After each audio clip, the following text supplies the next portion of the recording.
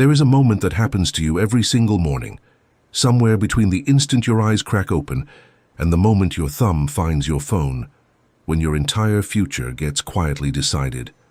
Not by chance, not by the economy, not by your boss, your bank account, or the family you were born into. By you.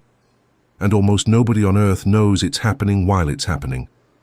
What if the difference between the life you're living and the life you actually want isn't found in some far-off 5-year plan, but in the next 20 minutes after you wake up? What if the gap between the person stuck in the same exhausting loop and the person who finally breaks free into wealth, peace, and purpose comes down to something that happens before 10 o'clock in the morning? Stay with me, because by the end of this you are going to understand exactly why your mornings have been quietly working against you and exactly how to flip that switch starting tomorrow. Maybe you already know this, feeling too well. The alarm goes off, and before your feet even touch the floor, your mind is already racing. The bills, the job that drains you, the dream you used to have, the one you don't talk about anymore because it stopped feeling realistic. You open your eyes and the first thought isn't gratitude, it's dread. A heaviness in your chest that you've gotten so used to, you don't even notice it's there anymore. Maybe you scroll your phone for 20 minutes before you even sit up, filling your mind with everyone else's highlight reel while your own life sits untouched in the dark. Maybe you've told yourself, tomorrow I'll start fresh, so many times that the words don't mean anything anymore. You're exhausted in a way sleep doesn't fix. Not just physically tired, but tired in your spirit. Tired of working hard and staying in the same place. Tired of watching other people seem to move forward while you feel stuck, replaying the same day on a loop. If any part of that just hit close to home, I want you to know something important. This isn't a flaw in your character.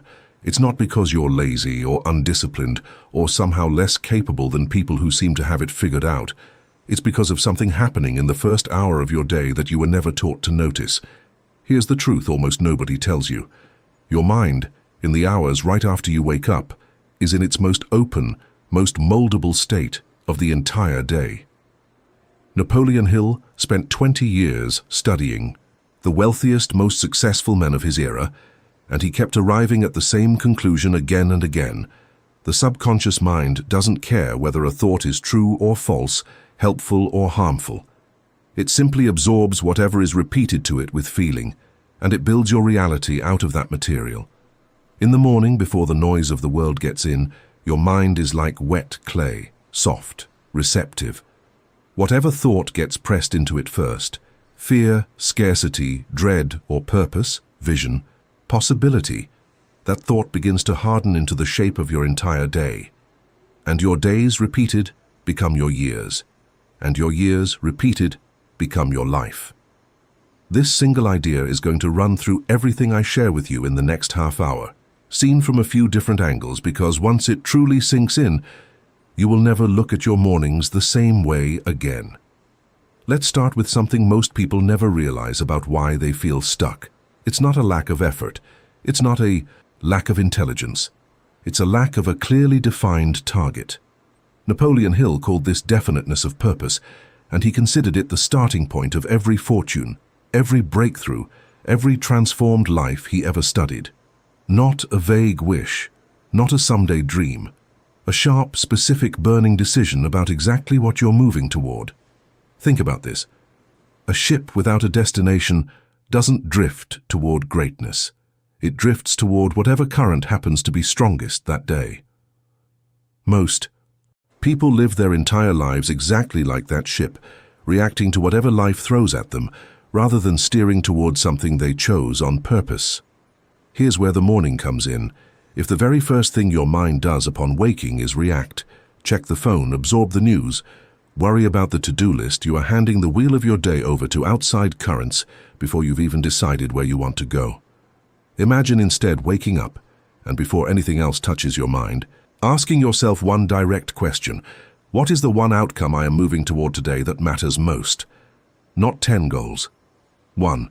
Sharp and specific enough that you could say it in a single sentence. Picture a man who started out exhausted, working 60-hour weeks behind the wheel of a delivery truck. He began doing exactly this. Every morning, before his feet hit the floor, he would silently state one sentence to himself. Today, I move my business one step closer to existing. Nothing dramatic. No grand recitation. Just one decided sentence. Within 2 years of repeating that single morning act, the delivery job was nothing but a memory. Here is the mental reframe worth sitting with. You don't need to know your whole future to claim your purpose for today. You only need one decided sentence, repeated with conviction, before the world gets a vote. And once that target is set in the soft clay of the morning mind, something else has to happen, something that determines whether that purpose takes root or gets washed away by noon. That's where we go next. Here's what most people never realize about their own self-talk. You are talking to yourself constantly, whether you notice it or not, and your subconscious is recording every word like a stenographer, with no sense of humor and no filter for sarcasm. Napoleon Hill called this autosuggestion, the process by which a thought, repeated with emotional intensity, gets handed down from your conscious mind into the deeper machinery of your subconscious, where it starts directing your habits, your decisions, even the opportunities you notice or completely miss. The truth is, most people's morning autosuggestion sounds something like this, even if they'd never say it out loud. I'm so tired. I don't want to deal with today, nothing ever changes. Repeated quietly, every single morning, for years. And then they wonder why nothing changes. Now consider this. What if the first words your mind repeated each morning were chosen on purpose, the way a skilled gardener chooses exactly which seed goes into which row? Not empty positivity, not pretending problems don't exist, but a deliberate felt statement of who you are becoming. Picture a single mother working 2 jobs, who started every morning whispering one sentence to her own reflection before the kids woke up. I am building something they will be proud of. She didn't feel like a success yet. She said it anyway, with feeling, every single morning, for almost a year, before her circumstances visibly shifted. But something in how she carried herself, how she made decisions, how she handled setbacks, had already shifted long before that. Here is the reframe. You cannot always control your circumstances first thing in the morning, but you can always control the sentence your mind repeats. And that sentence, repeated daily before 10 o'clock, becomes the architect of the version of you that shows up for the rest of the day. But choosing your own words is only half the picture. There's another voice competing for that same soft morning clay, a voice that doesn't even belong to you, and it might be louder than you think. Here's something uncomfortable worth facing directly. The first voice you hear each morning, whether through a text message, a phone notification, or a conversation, often isn't your own, and whoever gets to speak into your mind first, before you've had a chance to plant your own thought, gets an enormous amount of influence over your entire day. Napoleon Hill described what he called the master mind principle, the idea that the people whose thoughts you allow closest to your own become in effect co-authors of your future, not metaphorically, literally. Their fears become your fears if you let them in early enough. Their limitations quietly become the ceiling you stop questioning. Think about how many mornings you've opened your phone first thing and absorbed a stranger's opinion, a co-worker's complaint, a relative's worry, before you'd had a single private thought of your own. Without even noticing, you let someone else's mental weather become your forecast for the day. For a moment, imagine a different morning. The first 30 minutes belong only to you. No outside voice gets admission until you've already planted your own purpose, your own self-talk, your own decided direction. Then, when the noise of the world does arrive, it's landing on ground that's already been claimed. Picture a young entrepreneur who used to check group chats the moment he woke, absorbing other people's anxieties about the market before he'd even brushed his teeth. The day he started locking his phone in another room until after his morning routine, his decision-making sharpened almost immediately, not because the world got quieter, but because his mind finally got first access to itself. The reframe here matters deeply.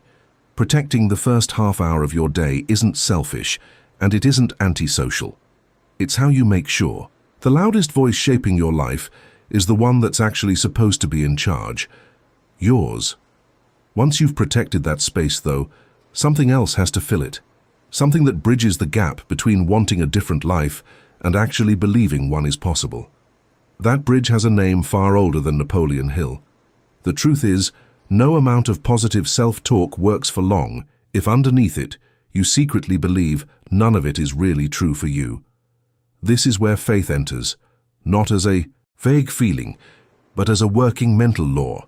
There's an old piece of wisdom found in the book of Proverbs that speaks to exactly this, that a person's inward thinking shapes the kind of person they actually become.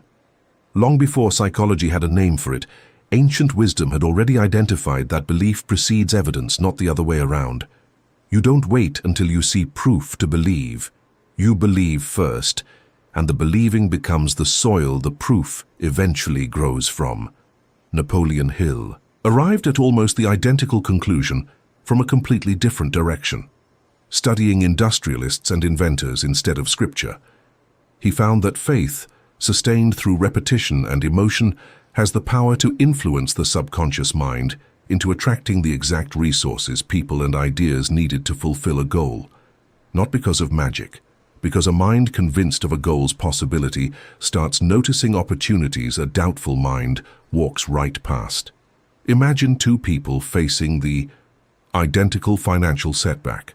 One wakes up believing the situation confirms they're destined to struggle. The other wakes up believing the setback is simply the price of admission on the way to something better. Same circumstance. Two entirely different futures, built purely on what each one chose to believe before 10 in the morning. You were never meant to walk through your mornings with quiet doubt about whether good things are actually possible for you. That doubt isn't humility. It's a mental habit, and like any habit, it can be replaced. The mental reframe is simple but not easy. Faith isn't denial of your current reality. It's a decision about which future you're going to keep building toward, regardless of what today looks like. Plant that decision early before doubt gets the first word, and watch how differently the rest of your day unfolds. Now, believing in a future is one thing. Knowing how to actually build it is another.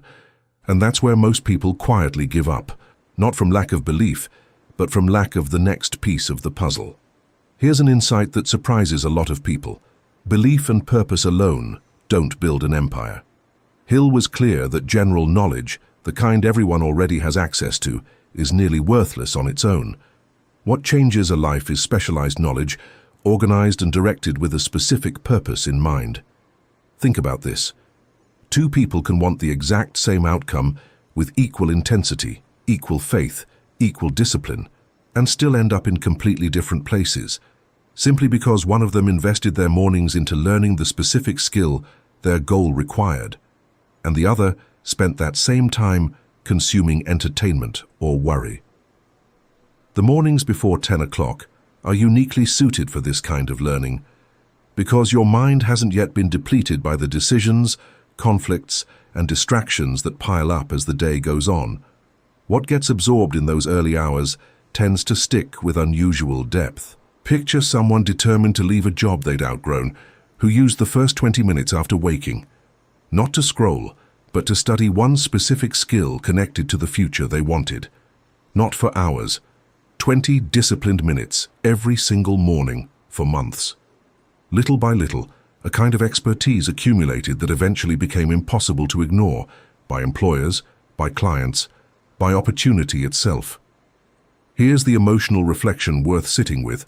It can feel almost insulting in moments of struggle to be told that learning is the answer, when what you really want is for the struggle to simply end. But every lasting transformation in history has been built exactly this way, in unglamorous, repeated mornings of gathering the specific knowledge a goal demanded. The reframe is this: you don't need to feel ready. You only need to feel curious enough to learn one more piece of what your goal requires, tomorrow morning, before the world gets your full attention. But knowledge, sitting quietly in your mind, doesn't move anything by itself. It needs a vehicle. And that vehicle is something most people associate with childhood, but which Hill considered one of the most underestimated forces available to grown adults. Here's a surprising insight. Every single invention, every business, every building you've ever walked into existed first as a picture in someone's mind, long before it existed in physical form. Hill called imagination the workshop of the mind, the place where every plan gets assembled before it's ever lived out. Most adults quietly abandon their imagination somewhere around the same time they start paying bills, treating it as a luxury for children and artists. But the mind that stops picturing a different future has, without even noticing, stopped building toward one.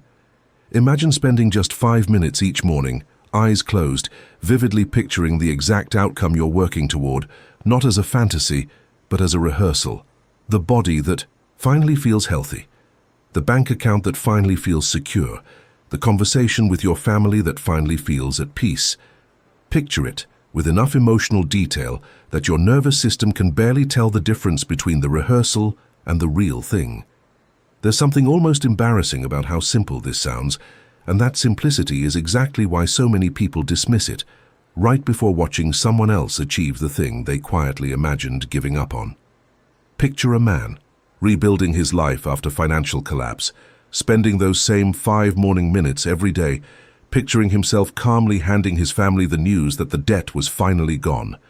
Not wishing, rehearsing. 2 years later, he was describing that exact moment, almost exactly as he'd imagined it, except this time it was actually happening. The reframe is this: imagination isn't escapism when it's aimed at a real goal. It's blueprint work, and blueprints drawn in the calm of early morning tend to get built far more often than the ones never drawn at all. Now, a clear picture in your mind still needs structure to become a lived reality. And this is where most people, even ones who've made it this far, start to lose momentum, because the next part requires something the modern world has quietly trained almost everyone to avoid. Let's be honest about something most people are too embarrassed to admit out loud. The moment you decide to actually change your mornings, an old, familiar voice rises up almost immediately to talk you out of it. It sounds reasonable, it sounds protective.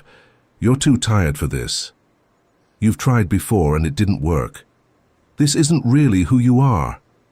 That voice isn't evil. It's actually trying to keep you safe, in the most primitive sense, by keeping you exactly the same as you've always been, because sameness has always meant survival to a brain wired for comfort over growth. Here's what most people never realize about this resistance. It gets louder, not quieter, the closer you get to real change. The version of you that's comfortable being stuck has spent years building a fragile sense of identity around staying stuck. New mornings, new thoughts, new beliefs, all of it threatens that identity, and identity defends itself the way anything threatened does. Think about how many people quietly sabotage their own progress 2 or 3 weeks into a new habit, not because the habit stopped working, but because the discomfort of becoming someone new started to feel unbearable. The old self doesn't go quietly. It negotiates, it complains, it tempts you back toward the familiar exhaustion of staying exactly where you are. For a moment, consider the people you admire most, the ones who seem to have broken free into a life of purpose and peace. Every one of them faced this same internal negotiation. The difference wasn't the absence of fear or resistance. The difference was that they kept showing up to the same simple morning. Decisions anyway, even while every comfortable instinct screamed at them to stop.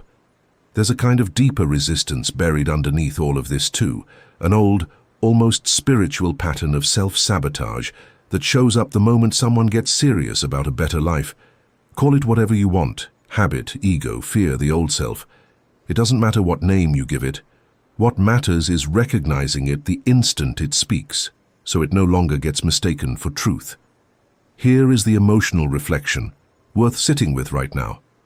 If resistance has shown up the moment you've tried to change your mornings before, that resistance was never proof you're incapable. It was proof you were finally close enough to real change for the old identity to feel threatened. And right here, at the exact point where most people quietly give up, something extraordinary becomes available to the ones who don't. Hill studied this exact moment of resistance across hundreds of successful lives, and he found something almost every one of them had in common. None of them were free from fear, doubt, or the pull of old comfortable habits. What set them apart was persistence. The simple, undramatic decision to keep repeating the same small, disciplined act, morning after morning, long after the initial motivation had completely worn off. Discipline, looked at this way, isn't punishment. It's the architecture of freedom, the discipline of one decided sentence each morning, one chosen thought, one small act of learning, one moment of imagined rehearsal, repeated without needing to feel motivated. That discipline is what eventually builds a structure strong enough to hold an entirely new life. Now here is the moment everything we've walked through finally clicks into place. You don't need new circumstances to change your life. You don't need more time, more money, or a different set of problems than the ones currently sitting on your shoulders. What you need is a new first 10 minutes. That's it. That's the entire secret hiding inside everything Hill ever studied, and inside the old wisdom that came centuries before him. Your circumstances are downstream of your thoughts, and your thoughts are most moldable, most repeatable, most powerful in the soft clay of the hours before 10 o'clock in the morning. Every chapter we've walked through, purpose, self-talk, the voices you let in, faith, knowledge, imagination, and the resistance that rises against all of it, has been the same single truth, examined from a different angle each time. Your mornings are not a small separate piece of your day.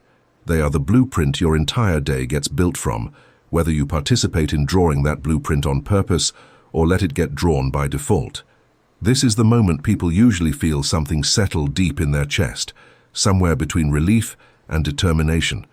Not because the work ahead is small, it isn't, but because, for the first time, the work finally feels specific, achievable. Something you can actually start tomorrow morning instead of someday. So here's the challenge, not for someday, not for Monday, not for when things calm down.